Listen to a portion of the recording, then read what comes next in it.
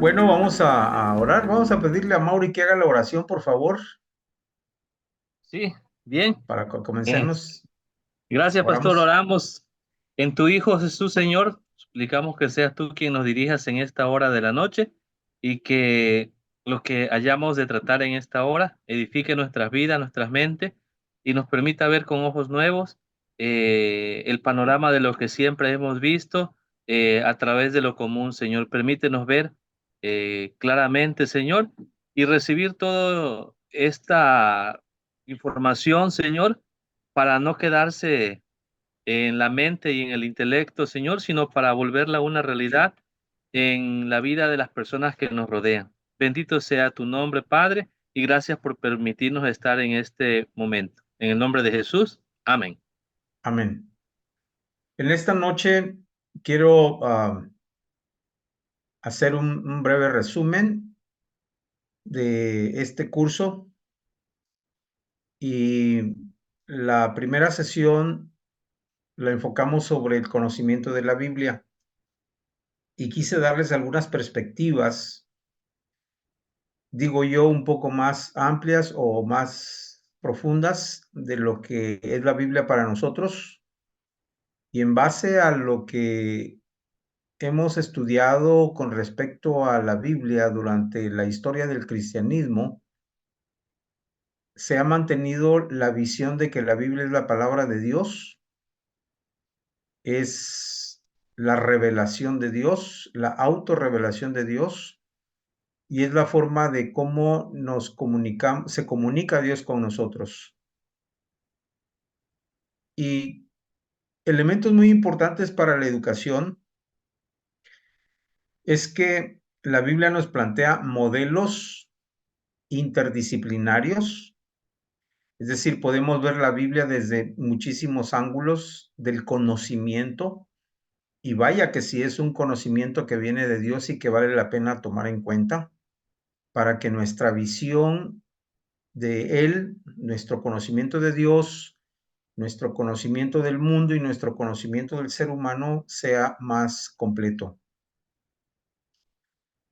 Pero sobre todo la palabra de Dios, la Biblia, las escrituras apuntan siempre a la revelación que Dios hizo a través de Jesucristo, que hizo él mismo de sí mismo a través de Cristo. Y la escritura siempre nos va a llevar a ese conocimiento de su Hijo, de su revelación. Y eso es maravilloso porque eso no lo hace ningún otro libro de todos los que se han publicado, de los que se han leído en el universo y en el mundo donde vivimos.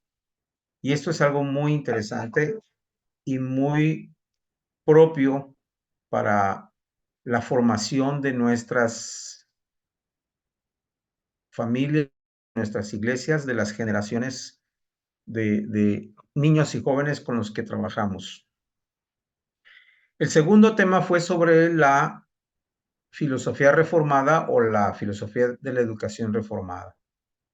Y les planteé ahí en ese documento cómo el presbiterianismo o el calvinismo se distingue porque, uno, su tarea educativa está fundada en las escrituras y dos, nos da una visión integral de lo que es la vida humana y sobre todo la adquisición del conocimiento basado en las escrituras con respecto a Dios, el mundo y la realidad.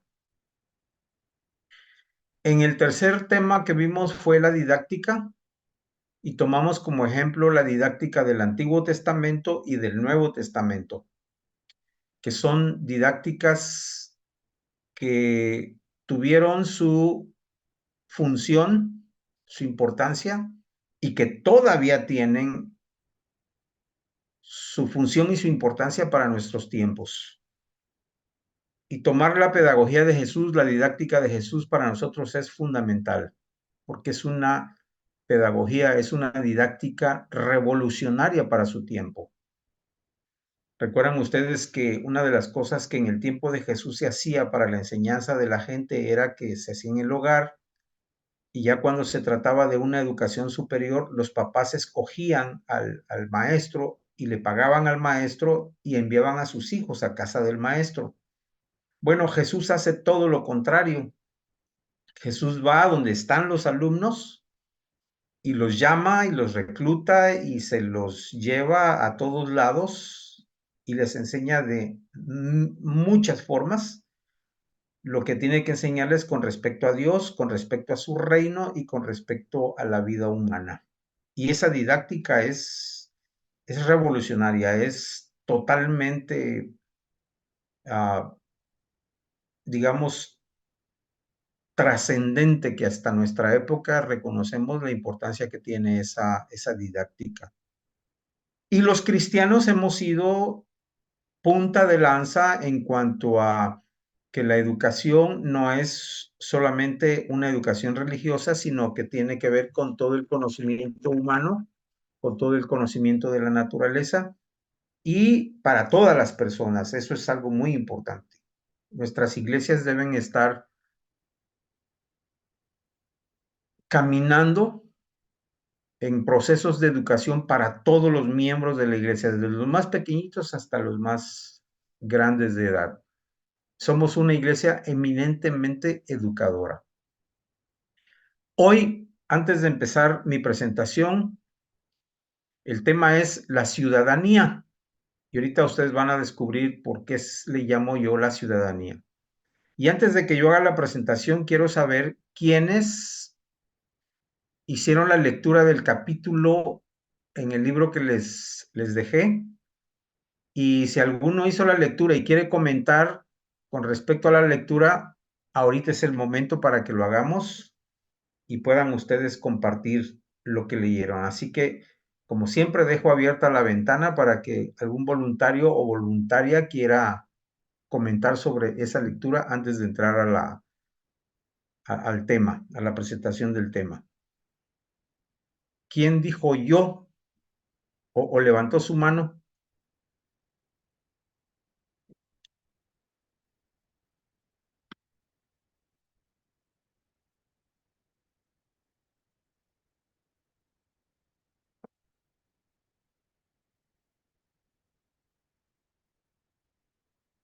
¿5 segundos? ¿Algún voluntario? 4, 3, 2, 1, 0. No hay voluntarios. Entonces, hago lo siguiente. Hermano Otto Roblero, ¿hiciste la lectura del capítulo que se les encomendó?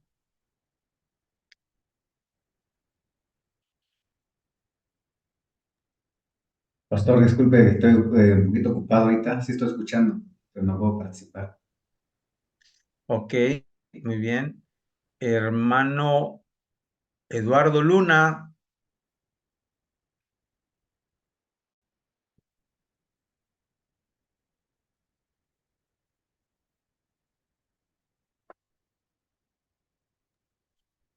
Hola, pastor.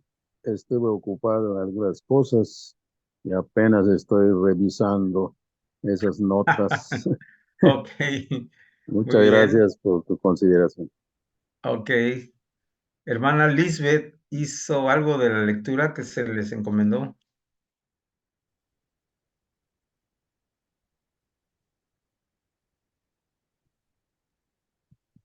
Pues yo no Bueno, pude, pastor, realmente. ok. Bueno, vamos entonces a entrar de lleno a la presentación del tema. Y entonces, Pastor, el espacio no, es, disculpa. dígame. Yo sí leí poquito. Bueno, adelante. Narra de una historia donde antes, la Iglesia Católica y los cristianos tenían que guardar como que cierta prudencia, se podría decir, al enfrentarse, ¿no? Con las personas católicas tenían que tener mucho cuidado porque incluso me dio risa porque ahí en la historia narra que dice que decían, Ave María Purísima, ¿no? Como de, Ajá. ya va a hablar o va a decir algo, ¿no? Sino que había como, trataban de guardar más el testimonio. Pienso yo, me viene a la mente para tener una congruencia en lo que iban a impartir de su palabra de Dios que sus hechos fueran también, sus palabras también fueran hechos, ¿verdad? Entonces, que fuera como una sintonía en lo que yo estoy predicando a lo que yo estoy haciendo. Entonces, trataban como de alejarse del problema o del escándalo, no hacer tanto escándalo, porque antes, gracias a Dios, hoy no es tanto, pienso, ¿verdad? A lo mejor porque soy de generación nueva, pero antes era más marcado, como más insultado sí, o sea, los protestantes eran como Sí. más insultados, como más señalados. Entonces, es un poquito más de lo que entendí, ¿no? Que había como una prudencia un poquito más, se usaba como una estrategia más, como más inteligente, como más de dónde voy a abordar, dónde voy a hablar y tener mucho cuidado lo que se iba a decir, no como ahora que podemos, gracias a Dios, que nos llena de valentía y nos insta, a actuar, en todo tiempo y podríamos decir, no que no fueran valientes antes, sino que ahora somos un poco más libres para hablar su palabra. Muy bien, hermana Lidia. Mauri levantó su mano. Mauri, te escuchamos. Bien, estuve leyendo un poco, no alcancé a leer todo el capítulo, pero sí me llamó mucho la atención lo de Genaro, lo que atravesó Genaro para, durante su estancia en la escuela, ¿no? Si en ese entonces existiera algo como lo que hoy, veo usar la expresión de la generación de cristal, eh, se ofendiera, creo que Genaro sería, no, sería la cumbre de la discriminación que se sufría por ser protestante. Y me llama mucho la atención que a su corta edad Genaro um, pone en alto sus convicciones. Y creo que el sentido de la lectura no es tanto explicar la historia de lo que le sucedió a Genaro, sino creo que es ir de las creencias que tenemos a las convicciones. Las convicciones son las que evidencian nuestro carácter cristiano. Y esta semana pues me tocó aperturar Sí, el Domingo de Ramos porque ya sabes que, y hablaba no sé, fíjate precisamente eso que está, sobre el reino. Y yo preguntaba esto, la pregunta que siempre has compartido de si vivimos en el reino de Dios, y la mayoría de la iglesia decía que no vivimos en el reino de Dios. Y y les preguntaba cosas como, entonces vivimos en un mundo cristiano y un mundo secular, y la mayoría asentía a ese tipo de cuestiones. ¿A qué me refiero con esto? ¿Por qué pongo este ejemplo? Porque lo que sucede, la narrativa de Genaro, tiene que ver con esas convicciones que tienes que demostrar en cualquier lugar donde te encuentres. No es exclusiva de estar en la iglesia, decir, me sé, ¿cuántos versículos tiene la Biblia? 778,000, algo así. Me sé tantos de esos versículos, pero en la vida real, donde estás expuesto, donde no vives en tu burbuja de la iglesia, entonces ahí se presentan todas estas cosas y prueban tu fe. Genaro, a pesar de la resistencia que puso y aquellos que lo hacen solo por molestar, porque en ningún momento iban a decir Ave María o iban a rezarla, sencillamente era la intención de molestar. Genaro se mantuvo firme, ¿no? No alcancé a leer el resto, pero sí apunto mucho esto. Las creencias y las convicciones son las que creo que es el carácter, de ese elemento evangélico, como bien menciona el título del capítulo que nos diste por leer, es la convicción. Creo que lejos de adorar bien el domingo, de cantar, de hacer una bonita convivencia, el carácter real lo vas a mostrar allá afuera. En la iglesia no te vas a sentir tan orillado a ser violentado. Vamos a usar las palabras discriminado, señalado, decir ahí va el gloria, aleluya, el que nunca debe de enojarse, etcétera, etcétera, etcétera. Entonces creo que me quedo con la parte de ir de las creencias solamente a las convicciones. Gracias, Mauri. Muy buena reflexión. Levantó su mano también el hermano José Luis Triano. Te escuchamos, hermano José Luis. Buenas noches, maestro. Buenas ¿Sí se noches, me hermano. escucha? Sí, sí te escuchamos. Ok, sí, en la lectura hay algo sumamente importantísimo que a mi parecer es un factor determinante con respecto al efecto del evangelio en el contexto de Tixla.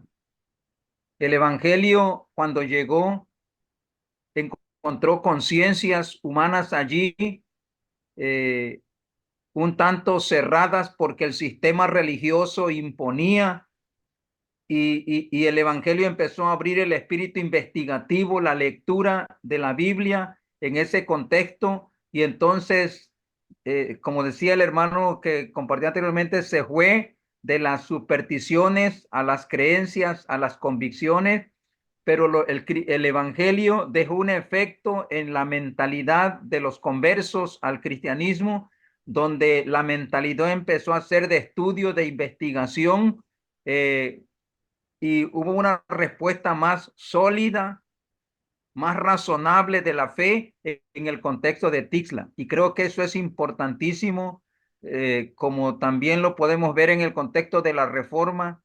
La Biblia leída, estudiada, empezó a abrir horizontes de razonamientos amplios en la cultura, en muchos contextos, que hasta hoy tenemos efectos del poder del Evangelio y de la palabra en ese sentido. Y eso me impactó muchísimo en ese contexto de Tixla. Gracias, ese es mi comentario. Gracias, hermano José Luis. Tixla era un pueblito en el estado de Guerrero. El libro lo escribió el reverendo Procopio Camilo Díaz y él relata cómo fue la conversión suya de manera novelada y cómo el evangelio se distribuyó en el estado de Guerrero. Yo les recomiendo que en esta semana lean el libro. Son 13 capítulos, no son largos, son cortos y son interesantísimos, porque habla y describe la vida de los primeros protestantes presbiterianos. Y en el capítulo que les dejé de leer habla sobre, el reverendo describe el carácter del evangélico, del elemento evangélico, decía él.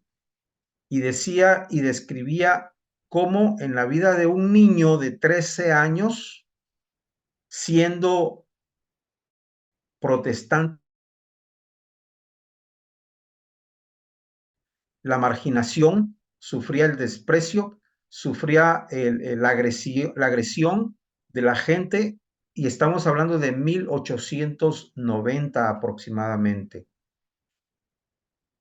Y yo les dejé leer ese capítulo porque describe el tipo de personalidad que se gestaba a raíz de conocer el Evangelio y de leer las Escrituras.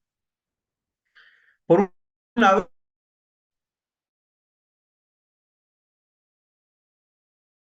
los cristianos empezaron a despertar su conciencia, es decir, en base a las Escrituras, su conciencia se abrió, su conciencia despertó para darse cuenta de que lo que vivían en términos de la religiosidad y de la vida humana en esa época, en esos lugares, era una esclavitud, una ceguera y una superstición tremenda. Cuando conocen el Evangelio, sus mentes se abren y empiezan ellos a desarrollar una actividad espiritual, mental, racional, que se mostraba en su necesidad de investigar y de conocer más y más sobre la Escritura. Y de ahí la importancia que tenía para ellos estudiar la Biblia y reunirse como familias y estudiar las Escrituras. Eso se contraponía a la forma de ser de los religiosos de esa época, que eran supersticiosos, eran personas que creían a ciegas, que no pensaban, sino que aceptaban la creencia que el sacerdote de esa época les imponía. Y hay ahí un contraste muy fuerte de lo que significaba ser creyente en Jesucristo. Es muy importante, muy interesante que se describe ahí el perfil del creyente de hace más de 100 años y que es un perfil contracultural, es decir, rompe con el esquema cultural de su época. Entonces, esto es en sí parte de lo que tengo para presentarles, y si alguien quiere hacer algún comentario más, hágalo antes de que entremos a la presentación del tema. Si alguien quiere comentar algo más que haya leído, pues adelante, le escuchamos.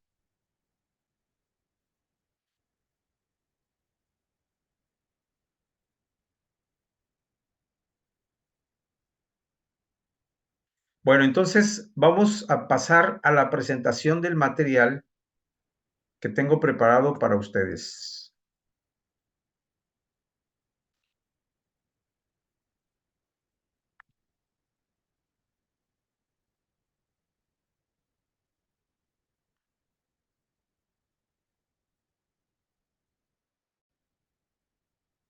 El tema es ciudadanía en perspectiva reformada.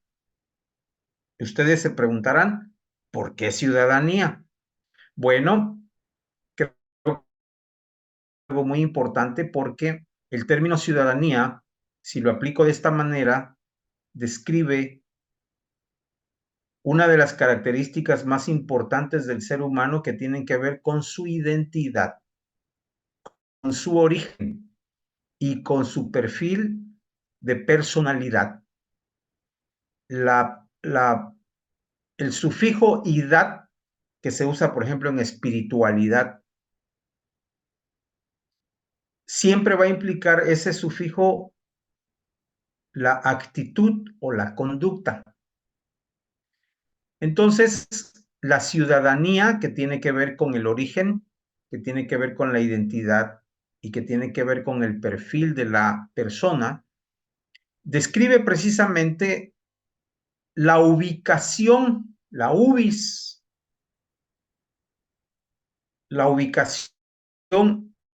y la ubicación tiene que ver con su ser territorial, su ser espacial y su ser existencial. Yo soy ciudadano mexicano. Mi territorio es la República Mexicana y específicamente soy tabasqueño, y como tabasqueño tengo mi identidad y mi forma de ser. Bueno, en este sentido, la educación cristiana no solamente trata de que los niños aprendan o las personas aprendan a creer o a tener conocimiento de tal o cual cosa. Jesús hizo un ministerio educativo y no solamente les enseñó a creer en Dios, ya creían en Dios los discípulos de Jesús. Ya tenían su religión, ya tenían conocimiento de la Escritura, que la mayoría de ellos eran de origen judío y habían sido criados en cine y tenían su ciudadanía, eran mayormente judíos, aunque Pablo era judío, pero vivía en Tarso, en una ciudad de Asia Menor. Entonces, cuando vemos que al final del proceso educativo de Jesús con sus discípulos, les ofrece una nueva ciudadanía. Y esa ciudadanía tiene que ver con su origen, con su entendimiento de quiénes son, qué son y dónde están ubicados. Y ahí es la clave de esta palabra que tiene que ver con el lugar, la identidad y el carácter. Recordemos que la palabra ciudadanía viene de civitas, de ciudad. Civitas es la palabra que significa ciudad. Entonces, etimológicamente se puede definir la palabra ciudadanía como el carácter de la persona que vive en tal o cual ciudad y que le arraiga a esa ciudad. Pero aquí el concepto está mucho más ampliado. No se trata de una ciudad, sino de una identidad, de una ubicación que tiene que ver más allá de una ciudad. ¿Por qué formar la ciudadanía en nuestros alumnos, en nuestros niños? Bueno, porque la ciudadanía siempre va a apuntar a un modelo de hombre, a un modelo de ser humano, a un sentido de ser humanidad. Y la perspectiva bíblica siempre nos va a dar un modelo de hombre. Un modelo de hombre con respecto a Dios, respecto a su reino, al mundo, a la humanidad y a la iglesia. Es decir, la Biblia nos va a dar siempre una lección de lo que significa ser un ciudadano. Y aunque la gente, los personajes históricos, tanto del Antiguo Testamento como del Nuevo Testamento, siempre estuvieron en un constante movimiento, porque no solamente se quedaron arraigados en su lugar, sino siempre fueron desarraigados. Podemos usar una palabra contemporánea, siempre fueron migrantes, porque buscaban esa tierra donde vivir, ese lugar donde vivir, pero en la búsqueda de ese lugar donde vivir se establecía el sentido de la ciudadanía. Entonces, aunque muchos de ellos fueron desarraigados y movidos, siempre hubo una perspectiva de lo que significaba ser un hombre, un ser humano y en general de la humanidad. Y en este sentido, la Biblia nos ofrece una perspectiva con respecto a la persona de Dios, su reino, el mundo, la humanidad y la iglesia. En el Antiguo Testamento, lo que se describe del ser humano es que es un ser unítomo. El Antiguo Testamento no cree en la dicotomía, no plantea la dicotomía, es decir, alma y cuerpo, y tampoco plantea la tricotomía, espíritu, alma y cuerpo. En el Antiguo Testamento siempre hay un modelo de hombre que es el hombre integral, unítomo, es decir, que es cuerpo, alma, es una alma viviente, dice el libro de los Génesis, del Génesis. Y el Antiguo Testamento nos plantea uno de los elementos más importantes, que es la persona de Dios, que aunque no se podía pronunciar su nombre, existía en el pueblo de Israel el conocimiento de que existe un solo Dios y que a ese Dios se le obedece por medio de la ley que él ha puesto, ha dado para su pueblo, y que es la forma de cómo el hombre se puede acercar a él, y que por ley, en obediencia a la ley, uno vive dentro de su reino y dentro de su plan. Lo interesante del Antiguo Testamento es que, aunque habían naciones que no creían en un solo Dios, hubo reyes de esas naciones, aparte de la judía, que sabían que existía ese Dios y que ellos vivían y ejercían su poder político, económico, y que Dios los usaba para cumplir su plan. Todos los reyes del antiguo reino en el tiempo del Antiguo Testamento llegaron a saber que los israelitas, el pueblo de Dios, creían en un solo rey. Y ellos decían, bueno, es que su Dios es así, y este es su Dios, ustedes creen en él. Y aun cuando ellos sabían, aunque no lo adoraban, ellos, por ser Dios el Rey de Reyes, entraban también dentro de su plan. Nunca descartó Dios la participación de los reyes egipcios, los reyes de Asiria, de Siria, de Babilonia, de Persia. Nunca fueron descartados dentro del plan de Dios. Vivían dentro del plan de Dios. Dios usaba sus reinos para su plan. Y el pueblo de Israel tenía un sentido de vocación y de trabajo. El Antiguo Testamento nos enseña que todos los miembros del reino judío, de las tribus judías, tenían estas nociones, y que su trabajo, ya sea de campesino, ya sea de carpintero, ya sea de lo que fuese, su vocación era la forma de servir a Dios. Además de la tribu de Leví, que eran los sacerdotes, todas las demás tribus sabían que con su trabajo adoraban a Dios y servían a Dios. En el Nuevo Testamento tenemos otra noción muy parecida y que también tiene su grado de importancia. ¿Por qué? Porque en el Nuevo Testamento, aunque el apóstol Pablo hace de una descripción del ser humano como tricótomo o dicótomo, en el fondo lo que el Nuevo Testamento enseña en la persona de Jesucristo es que el hombre nuevo sigue siendo unítomo. Y esto se demuestra en la resurrección de Jesús. Jesús era un alma viviente, si quisiera yo usar ese término correspondiente al Antiguo Testamento. Era unítomo. ¿Por qué? Porque Jesús nos enseña que el nuevo hombre, el nuevo ser humano, es alguien que tiene la capacidad de ser palpable físicamente, pero también de ser intocable. Y eso lo demuestra Jesús por 40 días a sus discípulos después de su resurrección. Comía Jesús, era tocado Jesús, pero al mismo tiempo podía aparecer y desaparecer.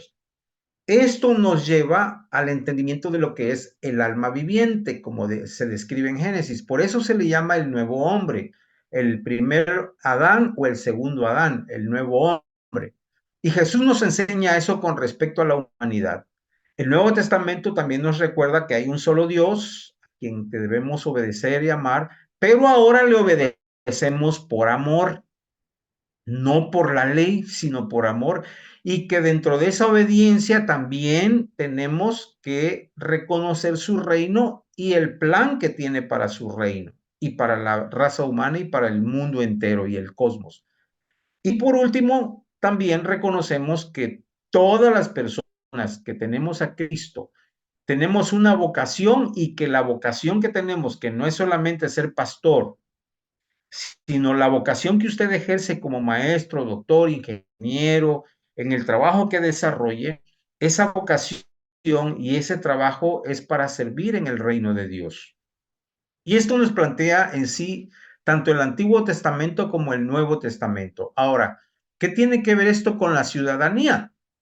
Bueno, es que el plan de Dios en Antiguo Testamento y Nuevo Testamento es establecer su reino. Y si Él tiene el propósito y el plan de establecer su reino, entonces quiere decir que los que vivimos en su reino tenemos un llamado y tenemos una función que hacer, un trabajo que hacer en ese reino.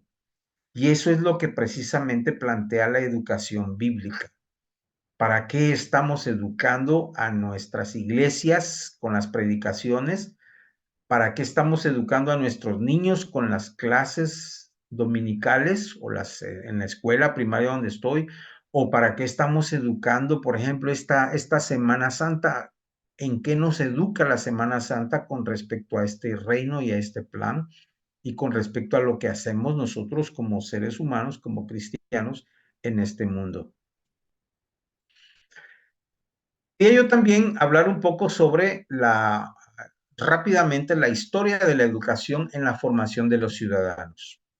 Por ejemplo, Jesús y su método de enseñanza, que fue basado en las escrituras, en los principios, en el análisis de la realidad y en la acción concreta de la praxis de su ministerio, él lo que estaba enseñando era cómo vivir en su reino. Él enseñó a sus discípulos que ir por todo el mundo, predicar el evangelio, enseñar que guarden todas las cosas, era precisamente porque esa es la forma de vivir en el reino. Los apóstoles repitieron esa misma fórmula. Repitieron los principios, repitieron el conocimiento de la realidad, hicieron las mismas acciones de Jesús, cumplieron con una misión. Y ellos enseñaban que ya no era necesario ni ser judío ni ser romano, porque ahora los cristianos viven en el reino de Dios. Y eso les planteaba una actitud antirromana y antijudía. Aunque había cristianos que querían seguir las tradiciones judías o querían seguir las leyes romanas, el nuevo reino de Jesucristo les dice, no, es el reino de Dios el que tenemos que mostrar a través de nuestra vida, a través de la obediencia y de la misión que Cristo nos enseñó y que tenemos que cumplir. Los padres apostólicos son aquellos pastores que después de los apóstoles, hasta el siglo 13, 14 más o menos, fueron los que crearon, los que le dieron forma al cristianismo, y se le llama el cristianismo imperial, porque cuando el cristianismo fue aceptado por los emperadores como la religión oficial, el cristianismo se vio afectado porque tomó las formas del imperio romano. Por ejemplo, el imperio romano tenía una casta sacerdotal. Bueno, los cristianos se adaptaron a esa casta sacerdotal. Adoptaron formas culturales del imperio romano. Bueno, hasta el día de hoy tenemos esas formas. Por ejemplo, el cristianismo católico romano tiene su palacio, tiene sus grandes iglesias y catedrales, y esa es una forma de imitación del imperio romano. Es decir, los cristianos fueron asimilados por esa noción del imperialismo, y el cristianismo se volvió una religión imperial, es decir, dominante en todos los sentidos, culturalmente, económicamente, políticamente, por tomar esas formas que ya se establecieron dentro del catolicismo, es decir, el cristianismo convertido en una religión oficial. Y eso formó ciudadanos. Un tipo de ciudadano que reconocía que era ciudadano del Imperio Romano y que tenía que seguir todas las reglas y las leyes que se habían impuesto en el cristianismo de esa forma. Luego aparecen los reformadores en el siglo XVI, y ellos intentan despojar al cristianismo, darle al cristianismo, renovar al cristianismo esa forma prístina, o sea, la primera forma en la que Cristo enseñó en que consistía ser cristiano, desde el aspecto personal hasta el aspecto social, ya no desde el aspecto político, sino desde el aspecto personal de la relación y del conocimiento de las escrituras. Este tipo de ciudadanía, este tipo de cristianos que se formaron en el tiempo de los reformadores, fíjense que tuvo la característica de ser cristianos que tenían una ciudadanía antitradicionalista. Es decir, los reformadores no siguieron las tradiciones de su época. Eran ciudadanos que su conocimiento bíblico lo ejercían de tal manera que hicieron a un lado toda esa tradición, especialmente Calvino, hizo a un lado toda esa tradición cristiana y empezó a generar un tipo nuevo de ciudadanía, de un ciudadano que fundamentaba su fe y su quehacer en el conocimiento de las escrituras. La iglesia moderna también hoy forma sus modelos de ciudadanos. Yo en la iglesia presbiteriana, en la que soy miembro y amo a mi iglesia, he descubierto que nosotros como iglesia moderna usamos un sistema dominical de enseñanza, de estudio bíblico, pero formamos ciudadanías eclesiocéntricas. Y ya hemos visto anteriormente que lo eclesiocéntrico nos separa de la realidad, que no llevamos el conocimiento de la escritura de manera integral a nuestros lugares donde estamos. Y eso nos hace dualistas. Eso nos hace ver que somos gente muy religiosa, pero que al mismo tiempo no practicamos nuestra religiosidad en donde estamos, porque no vemos esa realidad de Dios en el mundo donde estamos, porque nuestra idea del mundo es que el mundo es malo, es pecador, y por lo tanto no tenemos que hacer nada en ese mundo más que predicarles el evangelio para que se arrepientan y poder así convertirlos. Bueno, esa es una idea general que tenemos como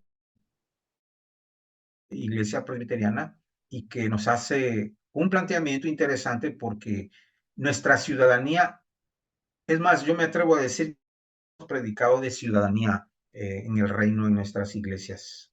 Yo no he escuchado sermones. Dominicalmente escucho sermones a través de las redes, pero no escucho que hablemos de una ciudadanía del reino. Y eso hace nuestra iglesia moderna como una iglesia que desconoce en qué consiste la ciudadanía bíblica del reino de Dios. La realidad es que el contexto de nuestra iglesia, para nosotros la educación es una actividad, no es un ministerio. Porque si fuera ministerio ya tuviéramos un sistema bien establecido. El sistema que tenemos es un sistema dominical que solamente dura 2 o 3 horas cada 8 días, pero no es suficiente para la formación de ciudadanos. No es suficiente para la formación de cristianos que estamos viviendo en una época tremenda y que requiere una capacitación más profunda de las escrituras y de nuestro conocimiento de Dios y de la espiritualidad y de otros temas. Reconocemos también que en nuestro tiempo el maestro es de las personas menos preparadas. Y mi cuestionamiento siempre ha sido, bueno, los pastores que trabajamos en las iglesias recibimos 4 años y los que queremos buscar más, 5 y 6 años de capacitación. ¿Cuántos años tiene un anciano de iglesia en su haber como servidor de la iglesia en términos de preparación? ¿Cuántos años tiene un diácono? ¿Cuántos años tiene un maestro? ¿Cuántos cursos se le dan? La realidad es que nos hace falta un sistema de capacitación para los maestros, porque aunque los maestros somos las personas que tenemos más contacto con los niños y los alumnos, no tanto los pastores en términos educativos, somos las personas menos capacitadas. La educación, en realidad, en nuestro sistema es muy pobre, no visualiza, no tiene una calidad sustentable y sus contenidos son ocasionales, es decir, no tenemos, como hemos mencionado anteriormente, un currículum definido, ni a nivel de iglesia, ni a nivel presbiterio, ni a nivel de Asamblea General, que pudiéramos decir, este es nuestro estándar educativo. Los alumnos no reciben educación reformada. Los alumnos reciben una educación bíblica, cierto, que no es mala en el sentido de su contenido, pero no están formados en el pensamiento reformado, en el pensamiento teológico, bíblico reformado. Y los modelos de ser humano que formamos, pues no están definidos. Yo comentaba en una ocasión, creo que con ustedes mismos, que pues gracias a Dios yo tuve un papá y una mamá que me educaron en el Evangelio, pero ellos siempre me decían, queremos que ustedes sean hombres fuertes y formales. Y yo ahora que soy padre digo, bueno, yo no quiero que mis hijos sean fuertes, feos y formales. Yo quiero que mis hijos sean formados para servir en el reino. Y eso me plantea a mí una postura totalmente diferente. Y sí, mi hijo es feo, fuerte y formal, pero también quiero que sea una persona formada para servir en el reino de Dios. Así que los modelos de formación normalmente nosotros no los entendemos como que nuestros niños, nuestros jóvenes están siendo formados para el reino. No están siendo definidos en esa formación. Y curiosamente, fíjense que el catolicismo romano sí tiene bien definido qué tipo de mexicano está formando en nuestro país. Los obispos, los sacerdotes saben que están formando modelos de ciudadanos mexicanos que van a servir a la iglesia. Y conste que hay que releer y repensar eso que quiere decir servir a la iglesia. Es decir, el catolicismo romano está formando modelos de ciudadanos que van a servir a Roma, de una o de otra manera, y los principios de Roma, del catolicismo romano. Nosotros no tenemos definido eso. Y por último, eso implica que no sabemos para qué educamos. Estamos cada domingo dando clases, pero ¿para qué? ¿Qué queremos con esos niños? Y yo en ese sentido, cuando doy cursos presenciales a maestros, tomo algún niño de los que están ahí en el curso, que es hijo de algún papá, de alguna de las mamás que están ahí, lo paso al frente y lo paro en el frente, arriba, en lo que llamamos la plataforma, paro al niño ahí, le pregunto a los maestros, ¿qué ven ahí ustedes frente a ustedes? La gran mayoría me dice, no, pues un niño, no, pues que está bonito, pues que es hijo de la hermana, pero ¿qué ven? Pues es un niño que tiene 8 años y posiblemente esté en primaria, tercer año, etcétera. Me describen un montón de cosas. raro y casi nunca me han dicho, yo veo ahí a un joven profesionista que está sirviendo al Señor en su reino. Creo que los maestros necesitamos saber para qué educamos. Y en perspectiva, en cuanto a la formación, nosotros usamos mucho esto que es muy común.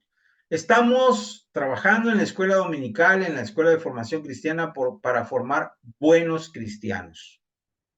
Les enseñamos la Biblia, las historias bíblicas, les enseñamos de Dios, del perdón, del amor, la fe y la salvación.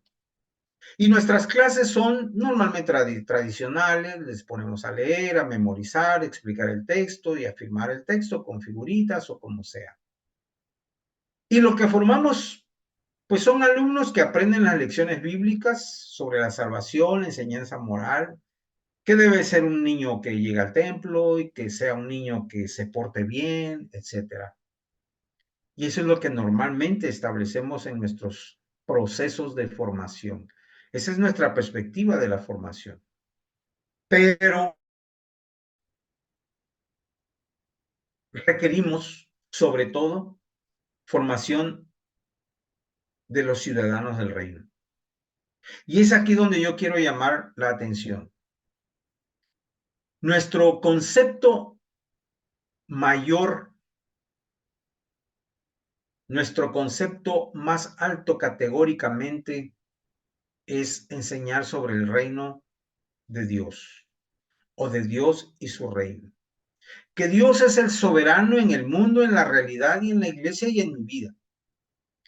Y que la forma en que voy a enseñar eso es a través de las escrituras, pero también a través de las ciencias. Las ciencias nos ayudan a abrir el conocimiento que Dios le ha dado al hombre sobre el mundo y sobre la humanidad.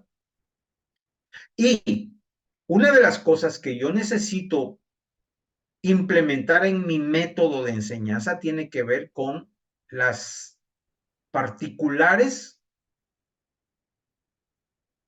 estructuras de cada persona, de la estructura espiritual que tiene que ver con el razonamiento, la percepción, el análisis, sus habilidades, sus cualidades y sus talentos.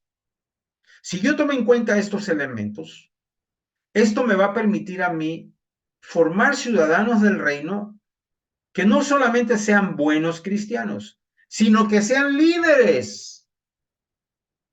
Nuestros niños pueden ser líderes desde ahora. Yo he hecho la prueba y he formado niños que han sido líderes y siguen siendo líderes.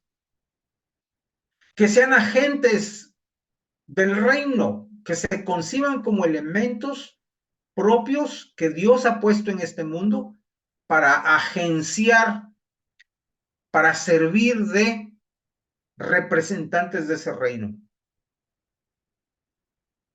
Que siendo agentes, su propósito es reformar, transformar, revolucionar, transformar la cultura, transformar la sociedad. Y eso requiere de una visión teocéntrica, un perfil en el que cada persona, cada niño reconozca su vida cristocéntrica, que tenga el carácter poderoso, el carácter del Espíritu Santo, del neuma de Dios. Neumático quiere decir aquí espíritu, Espíritu Santo. De ahí viene la palabra que se usa actualmente en las llantas, ¿no? El neumático. ¿Saben por qué se llama neumático? Porque antes las llantas usaban cámaras y se inflaban las cámaras y se metían en las llantas. Hoy no. Se le llama neumático porque solamente se le llena de aire. Es interesante que en ese sentido el nombre que reciben las llantas hoy son neumáticos porque el aire es lo que sostiene simplemente a la llanta. Obviamente que bien pegada y la llanta al rin, pues no va a permitir la salida del aire, a menos que le entre un clavito, ¿no? Pero lo interesante es cómo el aire sostiene a este aparato de más de media tonelada, pesadísimo, pero son las llantas que aguantan tienen el poder de aguantar a toda la estructura metálica. Bueno, aquí el carácter neumático quiere decir el carácter poderoso del Espíritu Santo, del neuma del Espíritu Santo. Y eso implica que cada creyente formado, cada creyente ciudadano del reino, esté abierto a la participación social para transformar. Es decir, el cristiano vive en un mundo cada vez más corrupto, pero no por vivir en un mundo cada vez más corrupto me voy a alejar de la sociedad. Al contrario, tengo que estar ahí para transformar eso que está corrupto. Me va a costar la vida, me va a costar el desprecio, me va a costar el martirio, pero tengo que estar ahí para dejar la huella de la transformación, porque yo lo que quiero es que la gente vea el reino de Dios.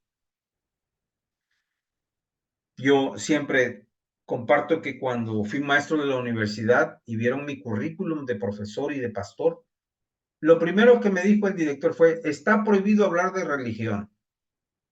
Y yo realmente, siguiendo mi principio bíblico cristocéntrico, dije, es menester obedecer a Dios antes que a los hombres, y no puedo callarme de hablar del evangelio en esta universidad. Y estando en la universidad formamos los grupos bíblicos que hasta el día de hoy existen. Es decir, y aunque recibí amenazas de que me iban a correr, que me iban a pedir la renuncia, de que me iban a excluir de la planta de maestros, al final de cuentas, el evangelio tuvo más poder, y cuando yo salí de la universidad, el director me dijo: no se vaya, usted está haciendo buen trabajo aquí, necesitamos más maestros como usted. Pero yo tenía un llamamiento de misionero en Ciudad Juárez y tuve que irme. Pero de eso se trata, de formar ciudadanos del reino, que sean lo suficientemente capaces, líderes, agentes, reformadores, con esa visión teocéntrica, con el perfil cristocéntrico y con el poder del Espíritu Santo, transformar la sociedad donde estamos. No es fácil, es complicado, tiene sus riesgos, pero esa es nuestra tarea al formar ciudadanos del reino de Dios. Y tengo dos ejemplos fundamentales. Jesús era ciudadano judío, y como ciudadano tenía la obligación de adaptarse, de seguir con la tradición, de seguir con las leyes. Y aunque las leyes venían de parte de Dios y las justificaban como parte de Dios, y aún en la corrupción que vivían, ellos decían: es que estamos siguiendo las leyes de Dios. 2500 leyes aplicadas a la vida humana, marginando, esclavizando, segregando, haciendo que el pueblo de Dios fuera ignorante de la verdad de Dios. Jesús viene y establece su reino en medio de esa corrupción, siendo ciudadano. Las consecuencias, todos sabemos cuáles fueron las consecuencias: el señalamiento, el desprecio, la acusación, la difamación, su calificación como alguien diabólico, que era hijo de Satanás. En fin, qué cosas no se dijeron de Jesús. Pero él estableció su reino, siendo ciudadano judío, un hombre que luchó contra la misma cultura religiosa de su tiempo. Y lo mismo el apóstol Pablo, y así como los otros discípulos. Pablo era ciudadano romano y ciudadano judío, y tenía derechos por ambas partes, y se escudaba en ambas partes. Sin embargo, cuando conoce a Jesús, cuando Jesús le llama, su ciudadanía más importante no fue la de ser judío, ni tampoco la romana. Fue su ciudadanía en el reino de Dios, en el reino de los cielos. Y por esa ciudadanía del reino, tuvo la tenacidad de ser el promotor de una nueva cultura que hasta el día de hoy los historiadores reconocen. Fíjense cómo dicen los historiadores. Dicen: Jesús no fue el que implantó el reino de Dios o el conocimiento del cristianismo, fue el apóstol Pablo, que fue la parte operativa de cómo Jesús usó al apóstol Pablo para proclamar su reino en el mundo que hasta el día de hoy conocemos.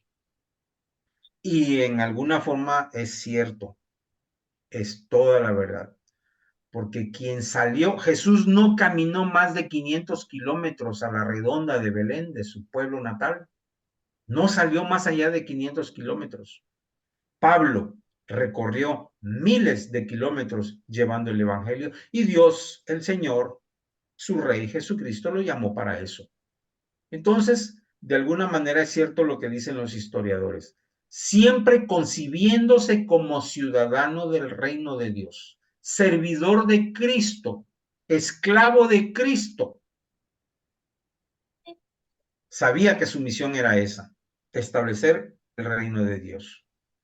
Ahora, en términos de la pedagogía y de la tarea que tenemos como maestros presbiterianos, yo les quiero instar a que siempre piensen primero en la persona, en el niño, que se comprometa con Cristo, el joven que se comprometa con Cristo, que acepte a Cristo y que empiece a caminar, para que tenga una noción importante de que su identidad está fundamentada en la iglesia de Jesucristo, en ese nuevo pueblo que somos nosotros, la nueva ciudadanía, y que esa ciudadanía, esa iglesia que me da esa ciudadanía, porque me identifico con Cristo, es para desarrollarla en la sociedad.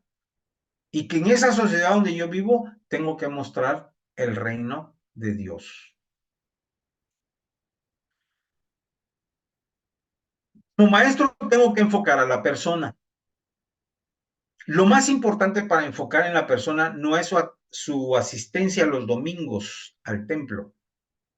No es que lleve su Biblia y su himnario o su cuadernito. Lo más importante para mí como maestro es la estructura espiritual de cada niño, de cada persona con la cual yo desarrollo mi tarea. Esta estructura espiritual o esta estructura psicológica, como significan lo mismo, que incluye la mente, el entendimiento, la memoria, la conciencia, la imaginación, la voluntad, la razón y los sentimientos, son precisamente los elementos donde la palabra de Dios por el Espíritu Santo se va a implantar. Es decir, que la palabra de Dios va a afectar cada una de estas partes, mostrando que esa persona está siendo formada a la imagen de Cristo, en la identidad de Cristo. Por eso el apóstol Pablo decía ya en Efesios capítulo 4, que todos tenemos que llegar al conocimiento del Hijo de Dios, a la estatura de la medida del varón perfecto. Y en eso consiste esa transformación interna, donde se va a implantar la identidad, que Cristo va a implantar esa identidad por la palabra. Nosotros le ayudaremos a los alumnos a que estas partes de su estructura psicológica sean afectadas, sean diseñadas, sean formadas de tal manera que se refleje más de Cristo en todas estas partes de la estructura espiritual. Y obviamente que nosotros como maestros sabemos cómo trabajar la memoria, cómo trabajar la imaginación, cómo ayudar al niño en el ejercicio de su voluntad, cómo razonar, cómo manejar sus sentimientos, cómo ayudarle a cómo entender las cosas y cómo moldear su mente conforme a la mente de Cristo. Y esa es parte de nuestra estrategia didáctica, de nuestra estrategia pedagógica. Buscar creativamente cómo afectar cada parte de esta estructura espiritual, obviamente en base a la palabra de Dios. Esto nos va a llevar a formar una identidad cristiana, una ciudadanía del reino, un compromiso con el reino, una vivencia y una ética que muestren que esa persona está moldeada a la imagen de Cristo. Y el perfil del presbiteriano que yo sugiero aquí tiene que ver con un varón temeroso de Dios, un varón de verdad, que sea un discípulo de Cristo, que siempre esté dispuesto a aprender de Cristo, sea la edad que tenga, que ejerza un liderazgo con carisma, que tenga la madurez en Cristo, que tenga la estatura de Cristo, que sea misionero, que se considere siempre un enviado de Dios para lleno de poder para proclamar el reino, que sea un soldado de Jesús, porque va a tener luchas, que sea un embajador del reino, que sea un representante de quién es Dios y cómo es Dios en este mundo. Pero también conlleva el martirio, es decir, morir por causa del evangelio. Y esa es una de las consecuencias. Lo otro es que no perdamos de vista como maestros y como líderes que la iglesia tiene una función muy importante que desarrollar. La iglesia es la comunidad donde nosotros aprendemos a ser ciudadanos del reino. Para mí, las experiencias de iglesia de hace 40, 50 años en mi infancia y parte de mi adolescencia son las experiencias más formativas de mi vida. Mis maestras de escuela de formación cristiana, mujeres que cantaban con un carisma y una dinámica que hasta el día de hoy yo repito sus cantos. Hasta el día de hoy yo recuerdo a esas maestras casi ya ancianas que tenían un amor y una entrega para educarnos y enseñarnos, para cantar con nosotros, para dirigirnos en el conocimiento, impresionantes. Y las iglesias tenemos que caminar de tener actividades a formar instituciones. Yo creo que las instituciones son importantes dentro de nuestra iglesia porque ellos nos va a establecer un ministerio permanente, no una actividad intermitente, sino una permanente actividad de formación. La iglesia tiene que pensar en escuelas diarias, como fue el inicio del protestantismo aquí en México. Las escuelas presbiterianas era de todos los días enseñar a los niños a leer y escribir en base a la Biblia y a tener conocimiento, y de ahí surgieron las escuelas. Se formaron instituciones. Ahora, en nuestra iglesia se busca el discipulado. El discipulado no solamente de estudiar las doctrinas cada 8 días, sino el discipulado de enseñar a nuestros estudiantes, niños, jóvenes o adultos a vivir una vida de servicio. Porque esa vida de servicio es la vocación a la que somos llamados a servir. Vocación quiere decir llamado. Y los que tenemos profesión, dedicar nuestra profesión al reino de Dios, a la iglesia, a cambiar, a ayudar a la gente de donde vivimos. Porque de esa manera estaremos cumpliendo nuestra misión. Y nuevamente el ciclo se vuelve a dar. Cumpliendo nuestra misión tiene que ver con el discipulado, con nuestro llamamiento y con nuestra profesión. Y así sucede en todas las personas. Somos discipulados, llamados por una vocación a ejercer una profesión y a cumplir la misión. Y así es con todas las personas. Y por otro lado, también como maestros, no podemos perder de vista que nuestros niños, si es el domingo, el lunes se van a enfrentar con un maestro que no es creyente. Van a ir a sus hogares o a sus vecindarios o a sus colonias donde la gente no es creyente. Van a estar involucrados en equipos de fútbol o clubes de cualquier cosa donde la gente no es creyente. Es decir, preparar a nuestros niños a vivir en esa sociedad implica que la sociedad está esperando de nuestros alumnos del cristiano ese servicio, ese liderazgo, esa gobernanza y esa transformación. Yo no podría ir a algún lugar y ser un espectador observando todo lo que sucede sin tener un nivel de intervención para el mejoramiento de esa situación en la que estoy involucrado. Tenemos que preparar a nuestros niños a que aprendan a vivir en la sociedad. No podemos excluirlos de la sociedad. Tenemos que enseñarles a vivir en la sociedad. Por eso es importante su formación interna espiritual para que tengan el poder de hacer, de servir, de ser líderes, de gobernar y de transformar. Ahí radica el secreto de la formación de los ciudadanos para nosotros en la iglesia presbiteriana. Y nuestra tarea es formar ciudadanos del reino de Dios. Un reino donde domina y predominan los valores como el perdón, la justicia, la paz, la equidad, el amor, la comunión y la prosperidad. Y que esos valores se van a reflejar en la religión, en nuestra forma de vivir, la salud, en la educación, la economía, la política y la ecología. Es ahí donde nosotros tenemos ese compromiso enorme de educar para que nuestros niños, nuestros alumnos, los presbiterianos, jóvenes, adolescentes, profesionales, puedan desarrollarse siendo ciudadanos del reino en todos esos campos de la vida humana donde Dios los lleve.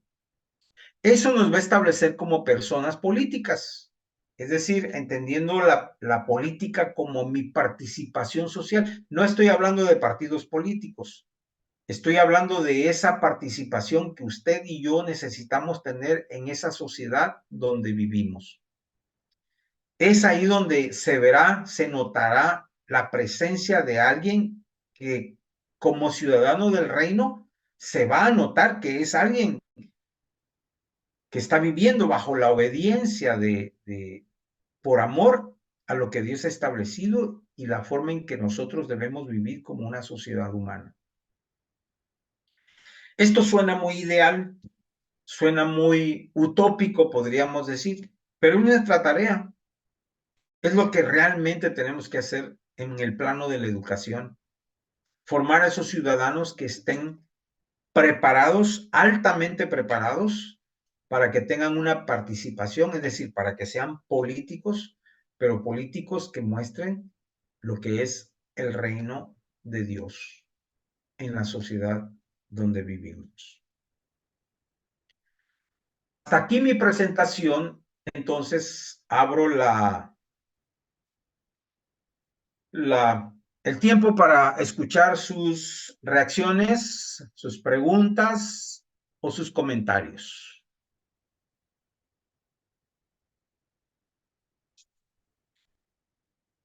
El hermano usuario levantó su mano, así que le escuchamos, hermano usuario. Así dice el Sí, usuario. soy Ricardo, pastor, nada más que no supe cambiarle el nombre.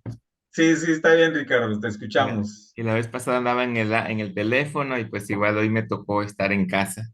Ok, qué bueno, qué bien. Pues yo, son dos puntos, ¿no? Yo me hice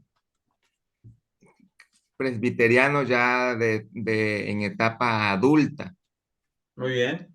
ya después de los 26, 27 años. Y pues caminé en conocí, por ejemplo, parte de la Iglesia Católica, ¿no? Y usted mencionaba algo importante en su conferencia. Y ellos, pues sí tienen algunas cosas, ¿no? Muy, muy importantes. Pero lo que yo he notado que como presbiterianos sí nos encontramos en un estancamiento en cuanto a la enseñanza en algunas zonas. Yo soy de Tabasco, ahorita estoy en Baja California. Y un poco sorprendido en Mexicali, Baja California, porque mucha gente es de Chiapas. Y sabemos que en Chiapas el presbiterianismo es fuerte, ¿no? Igual que Tabasco. Pero al final encuentro ese rezago que usted mencionaba. Y el rezago está en la falta de capacitación. Parece que a veces nos justificamos, ¿no? Cuando decimos nosotros oramos para que nos guíe el Espíritu Santo para enseñar y el Espíritu Santo nos usa.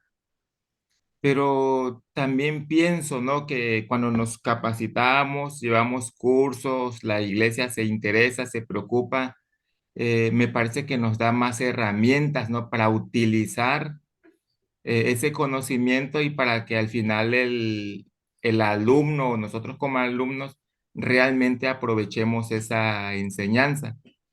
Lo que a veces pienso, ¿no? Que yo admiro a las hermanas, estoy en una iglesia que profesionales somos muy pocos, pero parece que el profesional a veces no le gusta servir en esta zona. Y las hermanas que tienen, por ejemplo, su prepa, secundaria o primaria, veo ese deseo, ¿no? Cómo ellas enseñan. Y a veces pienso que ahí es en donde faltaría motivarlas, ¿no? Porque se impartió un curso el año pasado, tenía años que no se impartían cursos. Y se impartió uno, pero desafortunadamente fueron pocos los que asistimos. Entonces yo creo que no sé qué nos esté pasando, no mencioné igual lo que la asamblea, nuestros presbiterios han omitido. Y pues como iglesia yo creo que somos también más responsables, ¿no? Se mencionaba en un estudio, ¿no?, que los cambios empiezan de abajo hacia arriba, pero no sé qué consejo nos podría dar usted, ¿no? Cómo nosotros motivar a la iglesia realmente a formar un proyecto, tener una visión, una misión, porque nuestra constitución y nuestro manual de procedimiento básicamente lo definen bien claro, ¿no? Tenemos una misión, pero parece que no conocemos esa parte, ¿no?, de nuestra constitución y bíblicamente pues sí salimos a evangelizar, pero muy poco. Y aquí me gustaría, ¿no?, a ver cómo nos puede orientar a usted, ¿no? Usted en esta parte. Y mencionaba que yo me hice cristiano ya grande porque siento que noto más esa parte de que estamos sí, estancados, que a veces no queremos capacitarnos o buscamos, ¿no?, alguna manera de decir, bueno, es que el Señor nos da ese don o no o tenemos un llamado y oramos y a veces pensamos que no es necesario, pero yo soy abogado y siento que la capacitación es muy importante. Yo terminé la carrera en el 2000. He llevado varios cursos, diplomado, maestría y hay cosas que yo no he terminado de aprender y me sigo motivando. Entonces, dentro de la iglesia nos falta quizás hambre, ¿no?, de prepararnos en el aspecto de lo que usted nos está impartiendo en esta tarde. Sería mi comentario, pastor. Sí, Ricardo, yo creo que me preguntas sobre una recomendación. Yo te voy a sugerir algo quizá no tan específico porque no conozco la realidad donde estás, pero una cosa es importante, Sí, buscar las estrategias de capacitación. ¿Qué es lo que sería estratégico para lograr captar la atención? Uno, despertar la necesidad de aprender. Dos, tenemos que buscar estrategias permanentes, no actividades que se repiten. Por ejemplo, dices que ¿hace cuánto tiempo que recibieron una capacitación? ¿Hace 2 años? hace como un año y fracción de todos los maestros, como de 12, por aquí tengo la lista, por si al Ok. caso fuimos la mitad, pero esa mitad no fue ni a los 2, 3 meses que duró la capacitación, entonces hay no hay buena capacitación en esa parte, ¿no? Sí, ahí hay que buscar la estrategia que permita la permanencia que permita es La permanencia en asistencia o interés la quizás, ¿no? asistencia, sí, la asistencia permanente y es como que uno tiene que aprender esa disciplina. Así como no nos gustaba leer, a mí no me gustaba leer. Sí. Mi ojo no estaba acostumbrado, mi nervio óptico menos y mi cerebro menos. Pero alguien me dijo, ve leyendo poco a poco, poquito a poquito. Hoy yo no puedo estar sin leer, porque mi cerebro, mi ojo, mi nervio óptico me exigen lectura, porque le encontré el gusto. Pero eso fue una disciplina permanente que tuve que superar porque pues no me gustaba leer y era un gusto, era un mal gusto, pues. En ese sentido, uno tiene que usar estrategias para disciplinarias para ayudar a los hermanos que no tienen esa disciplina, como tú que te gusta aprender porque tu cerebro ya te exige aprender. Los hermanos quieren, yo sé que quieren, pero tenemos que buscar las estrategias más propias para lograr eso. Y tercero, tienen que ser definidas. Definir bien qué cosa es lo que quieren, qué se necesita. ¿Por qué? Y ahí vas a distinguir que, acuérdate que yo ya sé que estudiaste esto, que todos tenemos necesidades reales, necesidades sentidas y necesidades creadas. Bueno, hay que ir a las necesidades específicas que son centradas y satisfacer esas necesidades. Y en ese sentido puedes lograr establecer un grupo. Y mientras que haya un grupo comprometido, un grupo, aunque sea pequeño, que quiere permanentemente seguir esa disciplina, esa permanencia, entonces esa dinámica va a tener sus frutos, porque tiene sus frutos. Son 3 cosas que te recomendaría. 1, estrategias. 2, permanencia. Y 3, definición de qué cosa es lo que quieres lograr. Y para eso requerimos, pues, mucha sagacidad, mucha inteligencia, mucha astucia y sobre todo oración para que el Señor mueva los corazones, porque eso sí, el que si no le mueve el corazón al Señor, pues podrá bajarle un ángel, pero si no tienen ese llamamiento de parte de Dios, es más difícil. Vamos a escuchar Sí, a muchas Mauri gracias, pastor. Hernández para servirte. Mauri, te escuchamos. Buenas noches de nuevo. Quiero compartirles algo que me sucedió, 2 eventos en 2 tiempos diferentes. Allá por el 2018 me ordenan como anciano de iglesia y de la preparación previa que llevé de la iglesia, del consistorio, fue 1 año y algo de tiempo. Terminamos el curso de capacitación y le propongo a los ancianos que estaban conmigo, vamos a estudiar adicional, o sea, prepararnos un poco más de lo básico. La idea de la preparación para oficiales no es saberlo todo, sino inquietar las mentes. Y a mí sí se me inquietó mucho. Les hice la propuesta, bien, conseguí material, se los facilité, vamos a hacer talleres de autoestudio nosotros mismos para irnos formando. A la primera sesión no llegó nadie, a la segunda tampoco, y a la fecha dijeron, creo que ya con lo que sabemos es suficiente. Segundo evento, año 2022, en el centro misionero donde estoy, invito a la iglesia en general y principalmente dirigida a los predicadores y los maestros de escuela de formación. Voy a abrir un curso de hermenéutica y de homilética para trabajarlo durante la semana, los jueves, de 7 a 8:30, en presencial.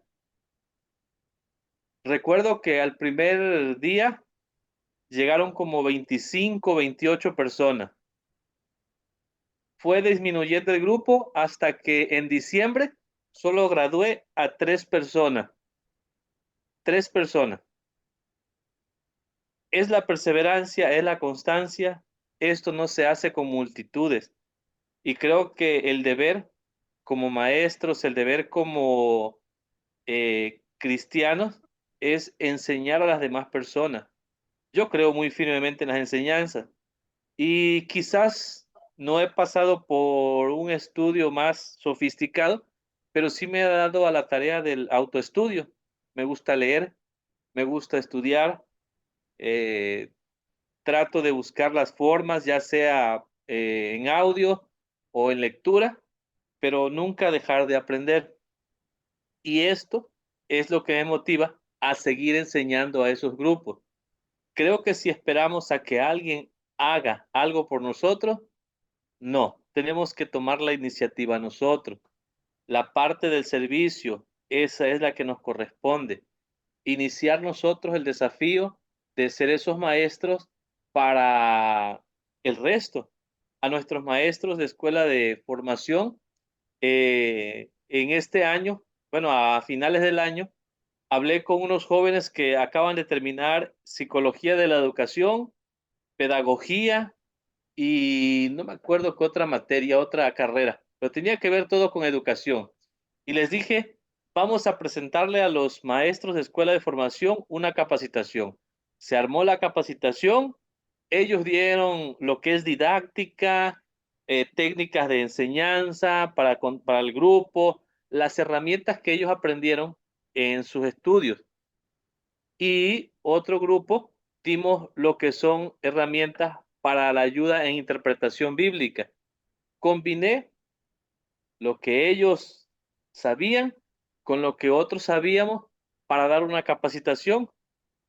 A la primera capacitación me llegaron todos los maestros. En este mes es la segunda y la idea es seguirlos formando.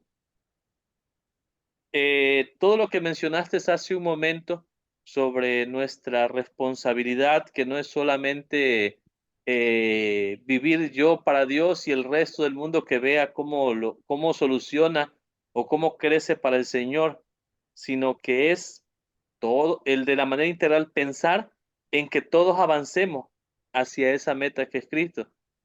Describiste muy bien la parte de Efesios, hasta que todos lleguemos. Y nunca habla de hasta que llegue primero Cuauhtémoc, que llegue Víctor, que llegue Lidia, que llegue Fernando, no, hasta que todos lleguemos. Y creo que ese es el fin principal de esto. Estas capacitaciones nos ayudan a que todos lleguemos y de alguna manera vamos a colaborar para nuestra iglesia. Así que yo les invito a que seamos autodidactas, a que seamos extrovertidos y nos atrevamos, nos desafiemos a nosotros mismos a hacer ese canal de enseñanza para esos nuevos maestros. El desinterés siempre va a existir. Eso ya lo tengo visto, eso no hay cómo solucionarlo, eso yo ya lo viví y en carne. Y recuerdo que en algunas capacitaciones aquí con el maestro Cuauhtémoc lo invité y yo digo, aquí van a llegar un montón de líderes y me llegaban 7, 8, y yo, Señor, pero ¿qué pasó? Realmente vamos a tener que trabajar con los que estén dispuestos y disponibles. Y eso es lo que hace la diferencia. Jesús no preparó multitudes, preparó bien a 12 para que hoy tengamos ese evangelio. Así que si hay 2, si hay 3 personas que están con el ánimo de prepararse, creo que con esas tenemos que seguirlas cultivando y para lograr algo más en nuestra iglesia. Creo que sí podemos incidir fuertemente no solo en nuestra iglesia, pero también en la sociedad, donde principalmente tenemos que ser esos agentes de cambio, ¿no? No podemos partir iglesia y vida laboral, escolar, no. Todo ese dentro es un todo nada más, no hay más cosas, no somos de otro planeta y tenemos ciudadanía aquí en Tabasco, en México, en cualquier parte del mundo, no. Somos una sola persona, una sola creación hecha nueva, pues para anunciar esas virtudes, donde nos corresponde estar. Así que ese es el ánimo, echémosle todas las ganas posibles del mundo y si hay 2, si hay 3 interesados, pues preparemos a eso. El día de mañana las grandes cosas suceden después porque alguien vio tus ganas y por esas ganas alguien se motiva. Yo aquí, no es porque esté el pastor Cuauhtémoc aquí, yo lo admiro mucho y por lo que él hace, yo me he motivado para muchas cosas. Él una ocasión me dice, yo estudié teología porque quería saber, estudié la maestría en misionología porque quería saber, estudié el doctorado porque quería saber, quería aprender, y creo que esa debe ser la motivación de nosotros. Si nadie está a nuestro alrededor para enseñarnos, pues tenemos que ser autodidactas y buscar las herramientas. Creo que en esta era de la tecnología hay muchas herramientas para poder capacitarnos. Creo que me extendí, pastor. Discúlpeme allí. Dice un amigo, tengo el don de lenguas, pero bueno, sí, Sí, muy buen don, bendiciones. gracias. Sí, la recomendación es que, bueno, estos cursos son gratuitos, son cortos, están grabados. Úsenlos con el que quiera usarlos. Si tienen la iniciativa de ofrecer este curso que se ha presentado, úsenlo ustedes. Está para que precisamente ayuden a otros maestros a seguirse preparando. Y obviamente nuestro compromiso es construir el reino de Dios. No hay otra motivación y creo que es parte de lo que estamos haciendo. Yo tengo un presupuesto filosófico, por decir, es decir, a lo que pienso.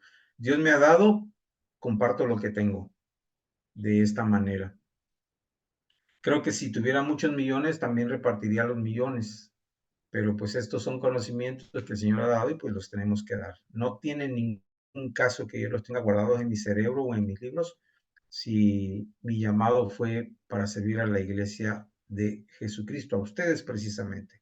Y ustedes están en la misma, en el mismo reino para servir al Señor. ¿Alguien más que quiera compartir alguna pregunta o algún comentario del tema sobre la ciudadanía? Otto Roblero, te escuchamos. Pastor, buenas noches. Un saludo. Y pues muchas gracias. Primeramente, creo que comentaba hace rato, ¿no? La última clase, ¿no? Referente a esto. Entonces, quería agradecer, ¿no? Por estas clases que la verdad han sido pues he aprendido, la verdad, mucho en estas clases y también lo de la política, en lo personal también me interesaba ese tema, ¿no? Y eso sobre eso, ¿no? Queremos, en la formación, ¿no? Y algo que lo he estado escuchando ahorita en la enseñanza, en su ponencia, yo creo que es importante, empieza en nuestras iglesias locales, ¿no? En nuestra realidad, en nuestro contexto, en nuestro ambiente, de poder empezar, ¿no? Con las enseñanzas y ver todas las áreas que a veces tal vez hemos omitido, ¿no? En la iglesia, ¿no? A veces nos da miedo de hablar de política en el púlpito, en el templo, de sexo, de otras cosas, ¿no? Que tenemos que conllevar para educarnos, ¿no? Entonces yo creo que lo que he venido escuchando, entonces, pues me ha animado, la verdad, en lo personal. Y de prepararnos realmente, yo creo que, bueno, lo estaba viendo, ¿no? Creo que se anotaron un montón y les escuchaba además, ahora ¿no? Anotaron un montón en la clase y son unos poquitos que están terminando ahorita, ¿no? O son una parte, ¿no? Que realmente no hay una permanencia como tal, ¿no? Y eso está en todo lugar, ¿no? Pero pues pero agradecer por su tiempo, pastor, la verdad, que nos ha animado, la verdad, animado mucho en esta cuestión de prepararnos, abrirnos a la educación, ¿no? Y eso es de manera personal. Muchas gracias por su tiempo y que Dios lo ha usado en esa manera hasta hoy, ¿no? Sí, hermano, gracias, estoy para servirles.